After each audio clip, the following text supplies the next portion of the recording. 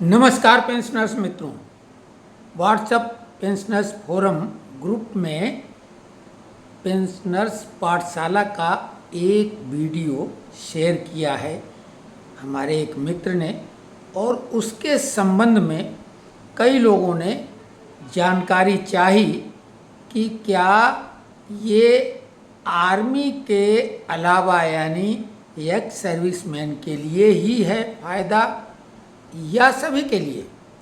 तो हमने जानकारी जुटाई और उस जानकारी के मुताबिक ये लाभ सभी के लिए है और केवल ग्रेच्युटी के लिए ही नहीं बल्कि लीव इनकैशमेंट के लिए भी है। यानी जो जनवरी 2020 और जनवरी 2021 तीन किस्तें डीए की क्रमशः 4%, 3% और 4% कुल मिला के 11% जो सीज कर दिया गया था डीए, वो जो रिटायर्ड लोग हैं यानी पेंशनर्स लोग उस कालखंड के, उनको अब लाभ मिल रहा है उस डीए का।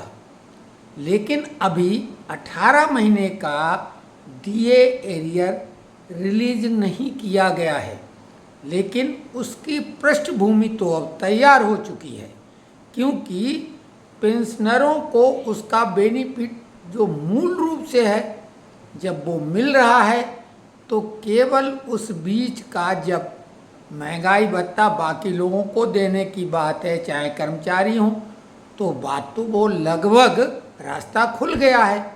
जो उस समय 17% के बाद 28% महंगाई भत्ता किया गया था जुलाई 2021 से, तो उसमें लेटर में बाकायदा है कि वो 17% ही ट्रीट किया जाएगा उस पीरियड का। लेकिन वो चीज़ हटा ली गई क्योंकि सुप्रीम कोर्ट में जब इसके विरुद्ध पटिशन लगाई गई थी तो सुप्रीम कोर्ट ने अपने निर्णय में टिप्पणी की थी, निर्णय तो नहीं दिया था, कि जब भी देश की आर्थिक स्थिति सुधर जाएगी तब नियमानुसार इस डीए-डीआर का भुगतान किया जाएगा।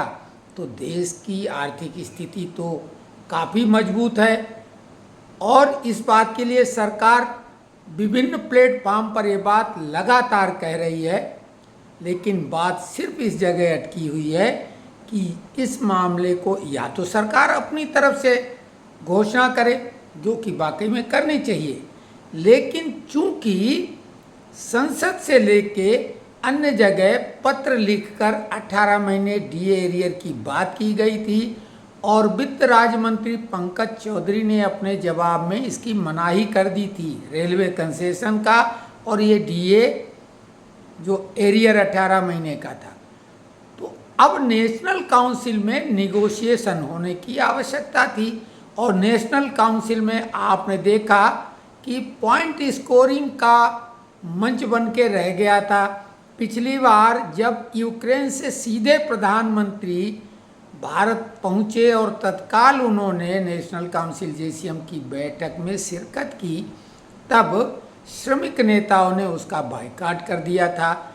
शिव गोपाल मिश्रा जी ने, जो कि प्रधानमंत्री जी ने कैबिनेट मीटिंग में सबसे बड़ा मुद्दा था ओपीएस का, कर्मचारियों द्वारा जो लगातार मांग जारी थी ओपीएस की, जो एनपीएस अब दिया जा रहा है नेशनल पेंशन स्कीम, तो वो ओल्ड पेंशन स्कीम चाहते थे। तो उसके समाधान के लिए कैबिनेट से पहले से ही पास करा लिया गया था और यूपीएस यूनिफाइड पेंशन स्कीम उन्होंने प्रस्तुत कर दी और ऑप्शन रखा कि चाहे तो एनपीएस में रहो, चाहे अपने को यूपीएस में शिफ्ट कर लो।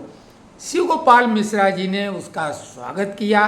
रेलवे के तमाम अधिकारियों ने अपने स्टेटमेंट के द्वारा उसे जस्टिफाई करके बहुत अच्छा बताया।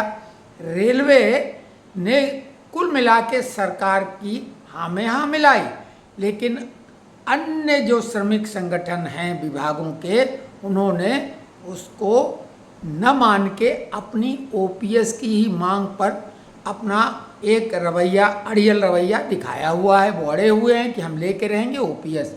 तो वो एक मामला है और इसी वजह से नेशनल काउंसिल की बैठक का बहिष्कार किया गया था। अब चूंकि मिश्रा जी से उम्मीद ये है कि वो सकारात्मक रूप के साथ जो मीटिंग दिसंबर में होगी नेशनल काउंसिल की, उसमें 18 महीने का डीए एरियर, 5% पेंशन वृद्धि जो 65 साल की आयु वर्ग के बाद शुरू होना है, ये मांग है। और 18 महीने डीए एरियर के अलावा जो कम्यूटेशन, नोशनल इंक्रीमेंट और पेंशन वृद्धि, ये राज्य सरकारें कई कर चुकी हैं। सिर्फ और सिर्फ नेशनल काउंसिल में एजेंडा पॉइंट में इन मुद्दों को शामिल किया जाए और वहाँ डिस्कशन करके सरकार में जो भी उनके प्रतिनिधि हों उनसे बात हाँ करवाई जाए और इसमें कोई बहुत बड़ी दिक्कत नहीं। जहाँ तक 18 महीने डीए एरियर के भुगतान की बात है, तो सरकार को 34,500 करोड़ अगर एक तरफ खर्च भी करने हैं, तो उसमें से चूँकि एक साथ इतनी रकम मिलेगी तो कई लोगों को उसमें से इनकम टैक्स भी डिडक्ट कराना पड़ेगा, तो वो भी उसमें से कुछ कमी ही हो जाएगी सरकार के ऊपर बोझ की। और फिर लगातार एक बात हम कह रहे हैं कि भाई ये तो हम लोगों का हक अधिकार है। आप एक तरफ सौगात देते हैं, किसानों के लिए 3-3 हज़ार की, 2-2 हज़ार की किस्तें आए दिन रिलीज होती रहती, लाडली बहना वगैरह वगैरह, बहुत अच्छी बात है भाई, वो वोट के लिए बेहद आवश्यक है, लेकिन ये तो अधिकार बनता है और इस अधिकार पर सरकार ने अब मुहर लगा दी है, क्योंकि ग्रेजुटी और लीव इनकेसमेंट जो अब उस कालखंड में सेवानिवृत्त हैं उनको आप दे ही रहे हैं, तो वो सीज वाली बात तो ख़त्म हो गई। जो 17% सीज करके 18 महीने के लिए किया गया था, वो उसमें अब लाभ दिया जाने लगा है। तमाम जो भी मुद्दे हैं वो नेशनल काउंसिल में ही उनका निपटारा होना है। राज्य सरकारों में जो श्रमिक संगठन और उनके सरकार के बीच में वार्ता हुई, तो सरकार ने अपनी तरफ से वो कई चीज़ें घोषित कर दी हैं, चाहे नेशनल काउंसिल हो या कम्यूटेशन का मामला हो। कोर्ट में हालांकि ये मामला अभी भी है, एसएलपी लगने से नोशनल इंक्रीमेंट का भी मामला चला गया है खटाई में एक तरह से। 4 नवंबर के बाद ही उस पर पता लगेगा, तो अभी तो 4 नवंबर का इंतज़ार कर लिया जाए। नेशनल काउंसिल की बैठक 4 नवंबर की तारीख दोनों बेहद महत्वपूर्ण है।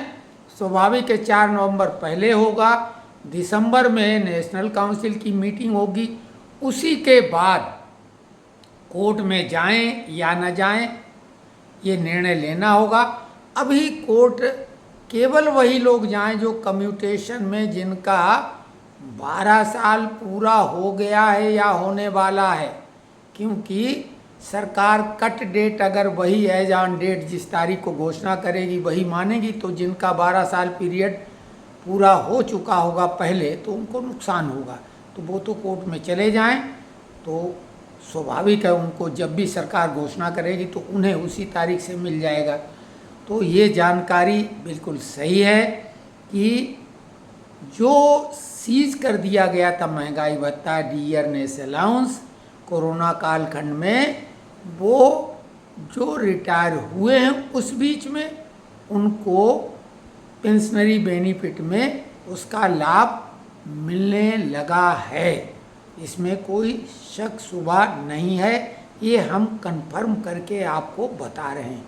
तो बाकी जानकारी हम कल देंगे।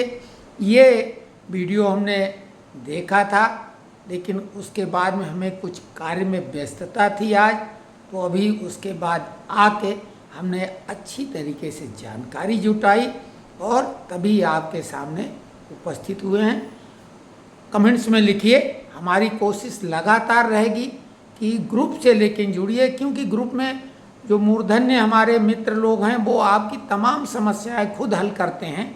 लेकिन एक निवेदन है कि जो भी वीडियो आप ग्रुप में डालें उस वीडियो की सच्चाई को कम से कम अपने बुद्धि विवेक से परख लें अफवाह वाला, कपोल कल्पित या कोई बहुत पुराना जो कि अप्रासंगिक हो चुका है वो वीडियो उसमें शेयर ना करें, क्योंकि वो जब आप शेयर करते हैं तो उसमें आपकी अपनी प्रेस्टीज जुड़ती है। अगर वो जानकारी गलत है तो आपका आकलन गलत हो जाएगा।